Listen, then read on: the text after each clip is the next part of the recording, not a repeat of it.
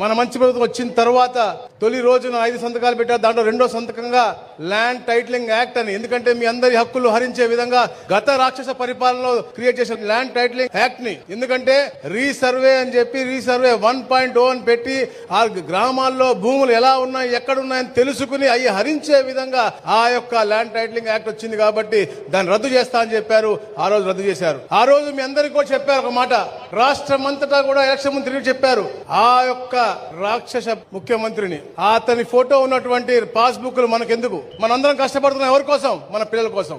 ఈ భూమి ఎవరు కష్టపడితే వచ్చింది, మీరో మీ తండ్రి తల్లో లేకపోతే మీ పూర్వీకులో, అవసరమైతే వాళ్ళ ఫోటో పెట్టుకుంటాం కానీ అతని ఫోటో మనకు అవసరమా అని అడుగుతా ఉన్నాను. అందుకనే అవి లేకుండా మంచి రాజముద్రతో, ఇప్పుడు చూసామని రాజముద్రను మన ముఖ్యమంత్రి గారు ఇచ్చారు, అలాంటి రాజముద్రతో అన్ని ఫ్యూచర్స్ కూడా పెట్టి మీకు ఎన్ని ఎక్స్టెంట్స్ ఉంటే అంత, అంటే మీరు కూడా మీరు ఎవరైతే పెద్ద పెద్దలు ఉన్నారో, పెద్దలు బాబాయిలు ఉన్నారు, అమ్మమ్మలు ఉన్నారు, అక్కలు ఉన్నారు, మీరు మీ పిల్లలు చూపించండి అది ఎంత పగడబందీగా ఈ యొక్క పాస్బుక్ తయారు చేశారంటే ప్రతి పేజ్ లో మీ క్యూఆర్ కోడ్ ఉంది. మీకు 2-3 ఎక్స్టెంట్లు భూములు ఉంటే ప్రతి దానికి సపరేట్ క్యూఆర్ కోడ్ ఉంది. ఏదన్నా క్యూఆర్ కోడ్ స్కాన్ చేస్తే డైరెక్ట్ గా అక్కడికి వెళ్లే విధంగా జీపీఎస్ మీకు పొజిషన్ సిస్టమ్ కూడా మీకు చూపిస్తా ఉంటుంది. అంటే మీ పిల్లలు అమెరికాలో ఉన్నా ఎక్కడున్నా కూడా రాబోయే రోజుల్లో ఎవరు కూడా హరించలేని విధంగా ఈ పాస్బుక్లు తయారు చేస్తా ఉన్నాం.